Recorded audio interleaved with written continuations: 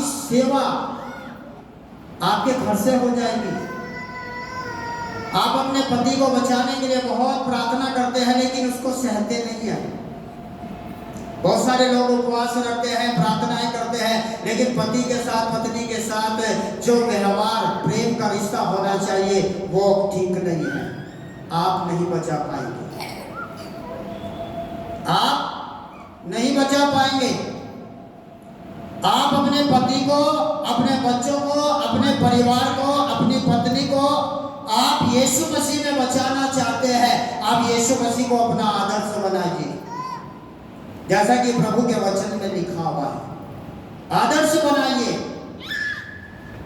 और अपने लोगों के लिए प्रार्थना के साथ साथ अच्छी बातों को उनके बीच में आप लेकर चलिए। जैसा कि यशायाह नबी का पुस्तक 58 अध्याय में लिखा हुआ है, जैसा कि उपवास तुम आजकल रखते हो, उससे तुम्हारी दुआ ऊपर सुनाई नहीं देती है। क्यों? क्योंकि जो उपवास वे करते हैं, उस उपवास के साथ साथ वे लड़ते झगड़ते हैं। उस उपवास के साथ साथ वो क्या करते हैं? बुराइयां भी करते हैं। बहुत सारे पति, बहुत सारी पत्नियां सभाओं में खड़े होकर बोलते हैं, मेरे पति का जीवन, पत्नी का जीवन, हमारे परिवार का जीवन नहीं बदलता। पति लड़ता है, पत्नियां लड़ती है। उनसे कोई आराम से पूछे कारण क्या है, तो कभी दोनों तरफ मिलेगी। आज के समय में सहने वाला व्यक्ति बहुत कम मिलता है। सहने वाला व्यक्ति बहुत कम मिलता है। लेकिन जो परमेश्वर की संगति करता है और जानता है कि मुझे अपने लोगों को बचाना है, तो बचाने के लिए प्रभु का वचन आपको कहता है, आप परमेश्वर के सामने क्या बन जाइए? दीन बन जाइए। क्या बन जाइए? जोर से बोलिए, क्या बन जाइए? दीन बन जाइए। आपकी दीनता, प्रभु का वचन कहता है, तुम्हारी दीनता सब मनुष्यों पर क्या हो जाए? प्रकट हो जाए। तुम्हारे दीन होने से, आपके दीन होने से आपका परिवार, आपके घर में परिवर्तन आएगा, परिवर्तन आएगा, बदलाव आएगा। कलीसिया जो परिवारों का परिवार है, ये परिवार आपको सिखाता है कि परिवार में आपको कैसे रहना है, कैसे पति के साथ रहना है, कैसे पत्नी के साथ रहना है। वचन कहता है कि पत्नी अपने पति के कैसे रहे? जोर से बोलो, कैसे रहे? और पति भी पत्नी के कैसे रहे? जैसा कलीसिया मसीह के अधीन है। अधीन रहने से ही आप अपने लोगों को बचा सकते हैं। मैं और आप जैसे यीशु मसीह के अधीन चलेंगे, प्रभु ने मेरे और आपके जीवन में काम किया है, ऐसे जब मैं और आप अपने लोगों के छुटकारे के लिए, चंगाई के लिए, जब हम परमेश्वर के अधीन चले जाएंगे और हम उनको प्रार्थनाओं में स्मरण करेंगे, उनके जीवन में परमेश्वर का चमत्कार होगा, परमेश्वर का काम प्रकट होगा। आमीन। और उनका जीवन बदलेगा। बुराई के बदले, वचन में क्या लिखा हुआ है? बुराई के बदले बुराई ना करो। आदरणीय परमेश्वर के दास हमसे भी अच्छा आपको सिखाते हैं। और परिवार का मुखिया इसलिए आपको सिखाते हैं कि आपके जीवन में, आपके परिवार में परिवर्तन आए, बदलाव आए। बहुत सारी बहनें विश्वास में हैं, लेकिन भाई लोग विश्वास में नहीं है। हमारी कलीसियाओं में भी ऐसे ही है। लेकिन मैं आपको एक बात बताना चाहता हूँ, मैं और आप बच के यही काफी नहीं है, हमें दूसरों को भी क्या करना है? बचाना है। और बचाने के लिए उनको 1000 बार हमें क्या करना है? सहना पड़ेगा। क्या करना पड़ेगा? सहना पड़ेगा। मैंने अपने लोगों को सहा तो मैंने उनको बचाया, उनको प्रार्थना में पाया, क्योंकि परमेश्वर ने मेरी सहायता की।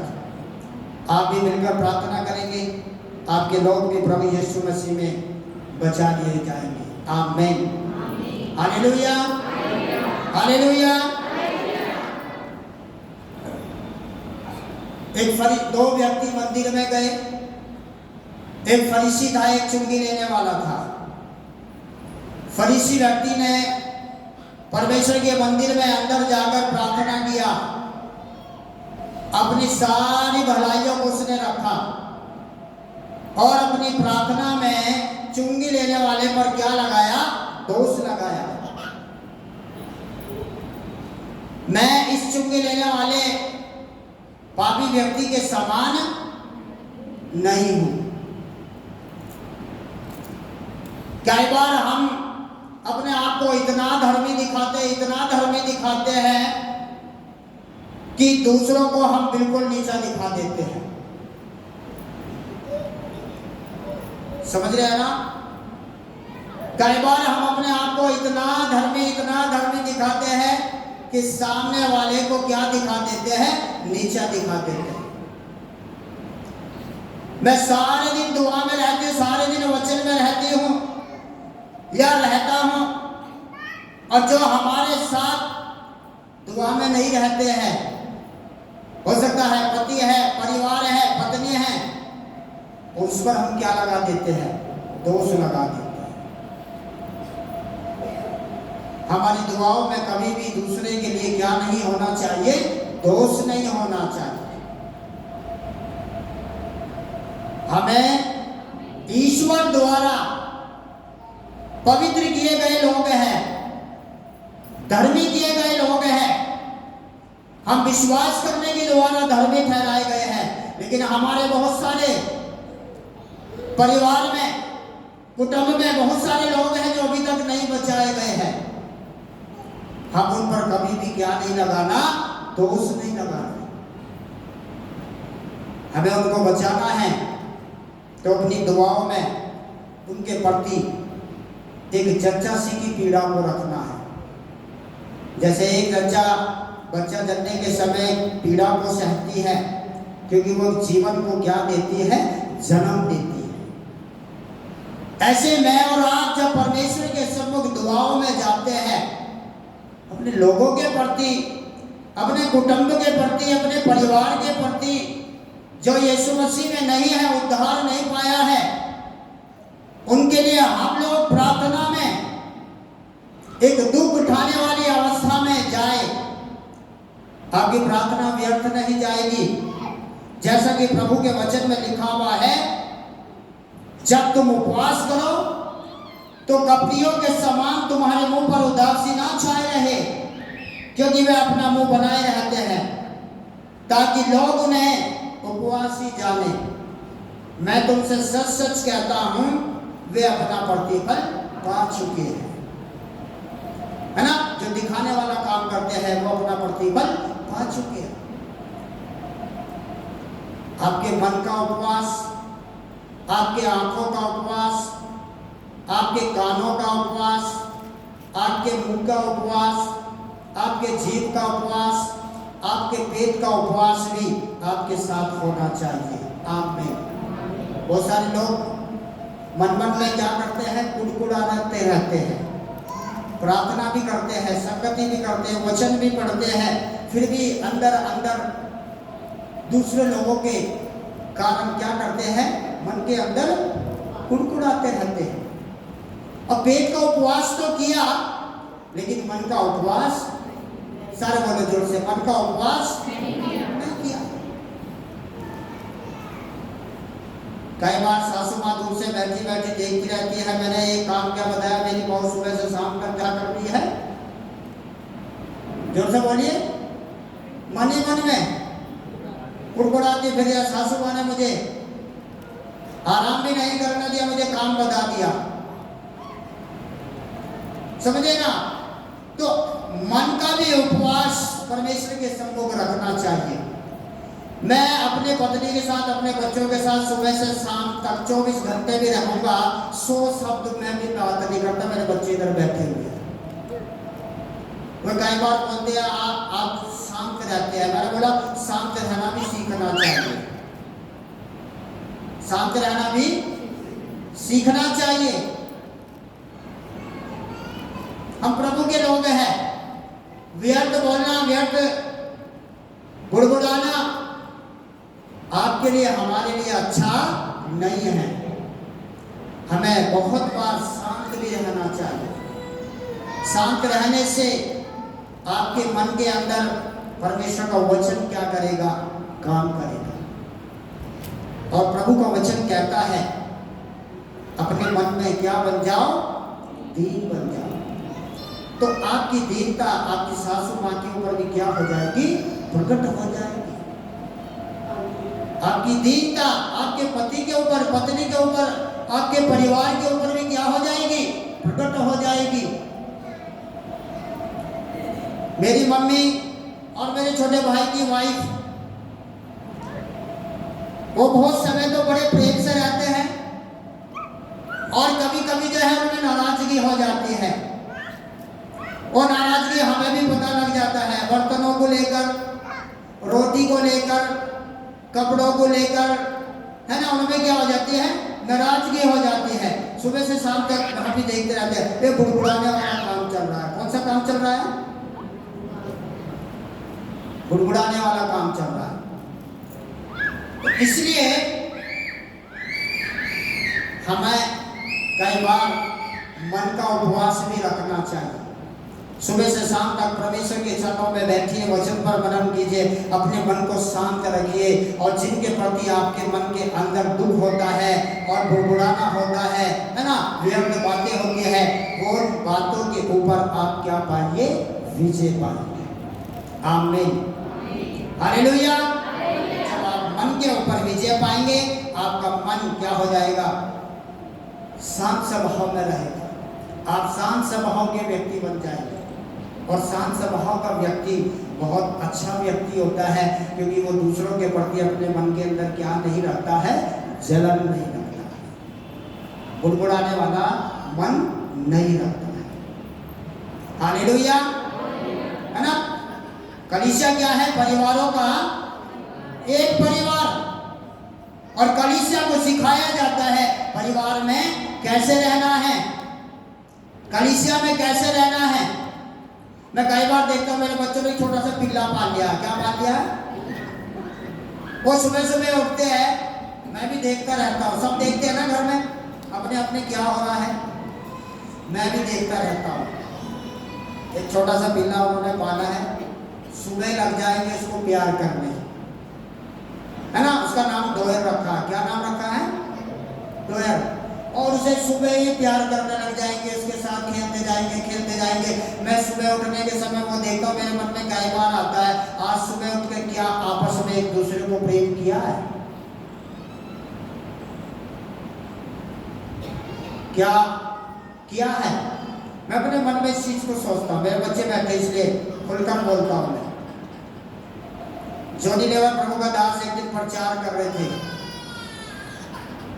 और उन्होंने बताया आज परिवारों में प्रेम की घटी है। किसकी घटी है? आज जानवरों को आगे पीछे से खूब चूमा जाता है ना, लेकिन परिवार में कोई एक दूसरे को प्रेम करने के लिए भी तैयार नहीं है। भाई भाई के पास नहीं बैठता, सासू माँ बहू के पास, बहू सासू माँ के पास नहीं बैठते। टीवी आजकल छोटे से बड़े आ चुके हैं, सुबह से शाम तक टीवी में सब कुछ देखते हैं, लेकिन दो घड़ी किसी के पास बैठकर प्रेम करने का समय नहीं है। परिवारों में क्या आ रहा है? क्या आ रहा है परिवारों में? ये स्थिति आज बन चुकी है। चाहे वो मसीह परिवार हो, चाहे मसीह से बाहर परिवार हो, हर एक व्यक्ति अपने घर की स्थिति को जानता है। लेकिन मैं आपको एक बात बताना चाहता हूं, आपके दुख में आपका ही परिवार खड़ा होगा। पत्नी के साथ दुख में पति ही खड़ा होगा, और पत्नी के दुख में पति ही खड़ा होगा। आप टीवी के सामने जितना मर्जी बैठ लीजिए, टीवी आपका इलाज नहीं कराएगा। समझ रहे हैं ना? आपका इलाज कौन कराएगा? आपको डॉक्टर के पास कौन लेकर जाएगा? ये चीज समझना। कलीसिया परिवारों का एक परिवार, कलीसिया में से परमेश्वर का परिवार, प्रेम, उसकी दया, उसकी आशीष कभी ना चली जाए। आपके घरों में से परमेश्वर का प्रेम, परमेश्वर की दया, परमेश्वर की आशीष कभी ना चली जाए। इसलिए आप जो विश्वास में है, सारे बोलो मैं जो विश्वास में हूँ, सबसे ज्यादा चिंता बोझ आपके ऊपर होना चाहिए। बच्चों को लेकर, पति को लेकर, पत्नी को लेकर, सास को लेकर, ससुर को लेकर, जिस मर्जी को लेकर, क्योंकि बदलाव आप लेकर आएंगे और आपके साथ परमेश्वर है बड़ा काम करने के लिए। लेकिन जो विश्वास में आ गया है, बस समझ ज्यादा समय तो नहीं ले गया, जो विश्वास में आ गया है, सारे बोले जो विश्वास में आ गया है, उसे तो ज्यादा करना चाहिए। परिवार के प्रति, प्रेम के प्रति ज्यादा करना चाहिए। लेकिन कई बार सीख सीख कर लोग क्या हो जाते हैं, सुन पड़ जाते हैं। उनको जितना मर्जी सिखा लो असर होने वाला नहीं है। माँ बाप बच्चों को सिखाता है प्रेम से रहो, प्रेम से रहो, प्रेम से रहो, एक साथ रहो, मिलकर रहो, फिर भी क्या है वो अपने गुणों को प्रकट करते हैं। वो क्या है, प्रेम से नहीं रहते हैं, लड़ते झगड़ते हैं और एक दूसरे को पसंद नहीं करते हैं। वहां प्रेम नहीं है, वहां परमेश्वर नहीं है, वहां परमेश्वर की आशीष नहीं है। इसलिए कलीसिया में आकर, परिवारों के परिवार में आकर, जिसका मुखिया परमेश्वर के महान दास, जिसके मुखिया पिता पुत्र पवित्र आत्मा है, उसके सम्मुख जब हम आते हैं, उसकी उपस्थिति में जब हम आते हैं, हमें परमेश्वर की आशीष को पाना चाहिए, सीखना चाहिए। और जब आप सीखेंगे, आप अपने लोगों के लिए आशीष का कारण हो जाएंगे। आमीन। आपकी सासू माँ भी बचा लिया जाएगा, आपका परिवार भी बचा लिया जाएगा। वचन के अनुसार उनको प्रेम कीजिए, उन्हें आदर दीजिए, उन्हें सम्मान दीजिए। परमेश्वर में एक दिन वो लोग बचा लिए जाएंगे। आमीन। आप वचन बहुत जान चुके हैं, आप वचन बहुत जान चुके हैं। वचन में लिखा हुआ है केवल जीव और वचन से ही नहीं, कामों के द्वारा, सारे बोलो, जीव और वचन से ही नहीं, परंतु कामों के द्वारा परमेश्वर के प्रेम को क्या करो, प्रकट करो। परमेश्वर के प्रेम को क्या करो, प्रकट करो। वचन आपके साथ है, वचन आपके अंदर है। वचन के साथ साथ कुछ अच्छी बातों को लेकर भी आप अच्छी बातों को लेकर, जैसे प्रभु के दास ने बताया, ईश्वरीय गुणों को क्या करो, प्रकट करो। ईश्वरीय गुण, प्रेम करने वाला गुण, दया करने वाला गुण, क्षमा करने वाला गुण, ये ईश्वर के गुण हैं। अपने अंदर लेकर चलिए। मेरे भाई से मैं कभी नहीं लड़ता और मैं अपने भाई को हमेशा, जब भी मैं देखता हूँ, इसी दृष्टि से देखता हूँ, ये मेरा बेटा है। कौन सी दृष्टि से? ये मेरा बेटा है। इसलिए मैं आज तक उससे नहीं झगड़ा, आज तक मैंने झगड़ा नहीं किया उससे। मेरा पिताजी वचन जब विश्वास में आए, उनके जीवन के अंदर प्रभु ने ऐसा काम किया, मैं जहां पर बैठा हुआ, मेरे पिताजी जल्दी से नहीं बैठते थे। अगर जिस चरपाई पे, जिस बेड पे मैं बैठा था, मेरे पिताजी नहीं बैठते थे, दूसरी साइड में होकर बैठते थे। मैं कई बार नोट करता था, ये क्यों नहीं बैठते। इतना आदर उन्होंने मुझे दिया जब उन्होंने परमेश्वर को मेरे जीवन से, मेरे व्यवहार से देखा। जब आपके जीवन से, व्यवहार से आपके लोग जब परमेश्वर को देखेंगे, आपका दीनता, ईश्वरीय गुण लोगों पर क्या हो जाएंगे, प्रकट हो जाएंगे। आमीन। हमारा प्रभु यीशु मसीह आदर्श पिता है और उसने अपने ईश्वरीय गुणों को क्या किया, प्रकट किया। इसलिए यीशु मसीह पापियों के पास भी गया पर पापी के जैसा नहीं बना, है ना। चुंगी लेने वालों के पास गया, चुंगी लेने वालों जैसा नहीं बना, परंतु ईश्वरीय गुणों को क्या किया, प्रकट किया। और ये चीज प्रभु का वचन आपको और मुझे सिखाता है। मैं और आप अंधकार की शक्तियों से छुड़ाकर ईश्वर की अद्भुत ज्योति में पहुंचाए गए हैं। इसलिए मैं और आप ईश्वरीय गुणों को क्या करें, प्रकट करें। और ईश्वरीय गुण, ईश्वरीय स्वभाव आपको प्रभु के वचन में आपको मिलेगा।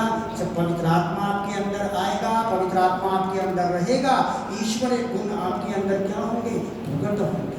आमीन, हालेलुया, हालेलुया। बोझ आपके अंदर होना चाहिए। आइए हम आंखें बंद करें और प्रार्थना में जाएं और आदरणीय परमेश्वर के महान दास प्रार्थना में इस वचन के अनुसार प्रार्थना में हमारी अगुवाई करेंगे। परमेश्वर आप सबको बहुत आयत के साथ में आशीष करें। सर्वशक्तिमान परमेश्वर शुक्रगुजार है प्रभु आज के इस वास की प्रार्थना में, जिसमें कि प्रभु इस बात पर विश्वास करते हैं वचन हमारी जिंदगी के महत्वपूर्ण है और वचन हमको बदलता है। और आपके दासों के माध्यम से प्रभु जी हमने वचनों को सुना कि प्रभु बहुत छोटी छोटी सी बातें जिसको हम नजरअंदाज करते हैं और बड़ी चीज़ों के ऊपर कब्जा बनाने की कोशिश करते हैं। लेकिन इससे पहले कि हम बड़ी चीज़ों तक पहुँचे, छोटी चीज़ों के ऊपर कब्जा बनाएं, हम दूसरों तक पहुँचे, अपने परिवार के ऊपर कब्जा बनाएं, हम पड़ोसियों को बोलें लेकिन अपने बच्चों के ऊपर कब्जा बनाएं, हम दूसरों को सिखाने जाएं, अपने परिवार को सिखाने की कोशिश करें। जब छोटी पहल करेंगे, अच्छी शुरुआत करेंगे तो गवाही घर से शुरू होगी। जब गवाही घर से शुरू होगी तो वो गवाही बाहर तक उसकी शोर मचेगा और लोग उस गवाही के द्वारा आशीष पाएंगे। धन्यवाद पिता परमेश्वर कि आप अपने दासों को अपने वचनों से भरा है और वचन ही हमको आप दया करेंगे तो हम बड़ी बात करेंगे। सराहना करना बराबर करते हुए इस दुआ को अपने उद्धार करने वाले एकमात्र जीवित समाधि प्रभु यीशु दास ने के माध्यम ऐसे परमेश्वर धन्यवाद देते हैं सुंदर वचनों के लिए जो पास्टर सुरेंद्र पीटर और पास्टर के द्वारा दिए गए। परमेश्वर आप दोनों को बड़ी बरकत दे और महिमा की बढ़ाई के साथ। अब ये समय है कि हम लोग कुछ विशेष गीतों को सुनेंगे और उसके बाद में फिर हम लोग आराधना में जाएंगे और उसके बाद में पादी लॉरेंस और पादी नचिता के द्वारा वचनों के ऊपर स्मरण करेंगे। तो विशेष गीत मिसेस चार्ल्स के द्वारा होगा और उसके बाद में एक और विशेष गीत होगा इवेंजलिस्ट संजू के द्वारा और उसके बाद हमारे विशेष गीत क्वायर के लोगों के बारे में।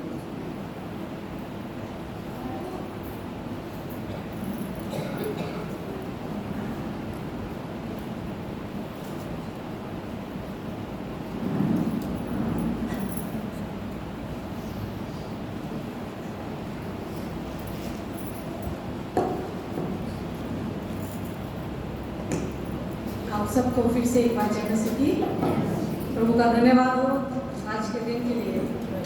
सचमुच प्रभु महान है और ये जो गाना गाने जा रही हूँ मैं ये पहले गा चुकी हूँ और हर एक बात में प्रभु को महिमा, क्योंकि जब हम जो चीज़ प्रार्थना में रखते हैं प्रभु सुनता है।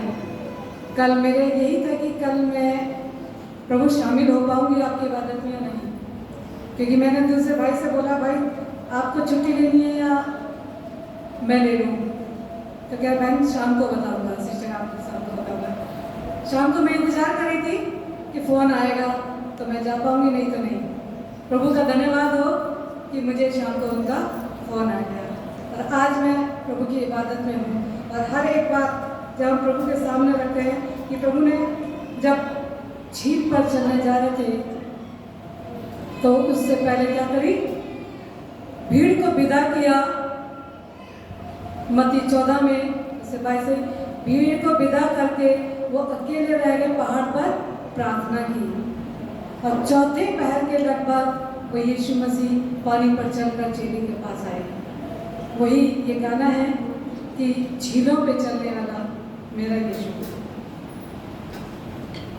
झीलों पे चलने वाला, झीलों पे चलने वाला, तेरा मेरा मसीहा, झीलों पे चलने वाला, तेरा मेरा मसीहा, अपना बदलने वाला, अपना बदलने वाला, तेरा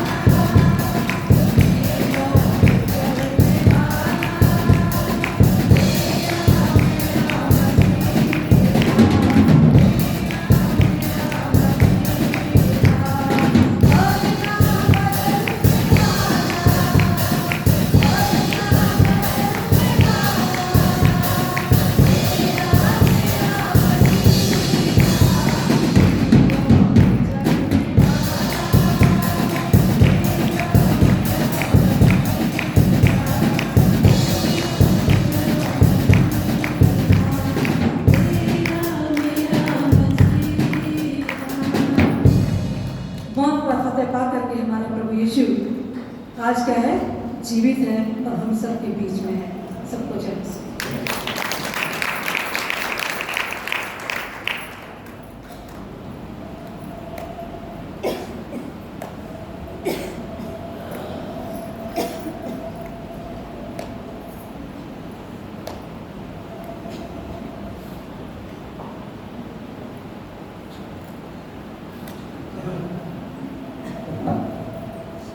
हेलो, आप सभी को जय मसीह की। यीशु की महिमा के लिए गीत गाएंगे।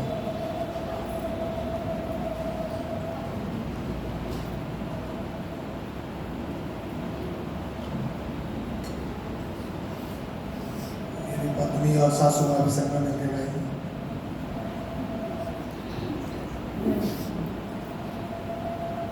आप सभी को जय मसीह। हमेशा का धन्यवाद हो इस तरीके से मिलाया।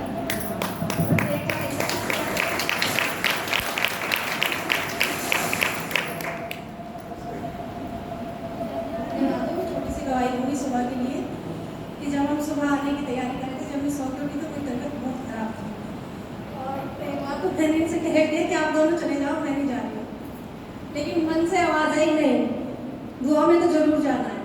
और फिर मैं थोड़ी देर पैरासीटामोल खाई, थोड़ी देर मैंने आराम किया और फिर मैंने हिम्मत की और परमेश्वर को धन्यवाद दिया और फिर से आपके बीच में हूँ, इसलिए परमेश्वर को धन्यवाद देती हूँ। प्रति सुबह मुझे एक आयत हमेशा स्मरण रहती है, विलाप गीत 3:22। सब जानते हैं, जिन्हें याद है, हम मिट नहीं गए कि ये यहोवा की महान करुणा का फल है, उसकी दया अमर है जो प्रति भोर नई होती जाती है। सचमुच नई भोर नई सुबह जैसा आती है, उसकी दया भी नई होती जाती है, इसलिए हम जिंदों की जमीन पर जिंदा पाए जाते हैं। और सचमुच परमेश्वर की स्तुति महिमा करने के द्वारा हम उसे धन्यवाद देते हैं, क्योंकि ना सोना चांदी हमारे पास इतना है कि उसे दे और ना वो इससे प्रसन्न होता है। इसलिए धन्यवाद के रूप में उसे धन्यवाद जो हम चढ़ाते हैं, स्तुति बलि जो चढ़ाते हैं, वो उसे ग्रहण योग्य ठहरती है। इसलिए परमेश्वर की स्तुति के लिए गीत गाएंगे।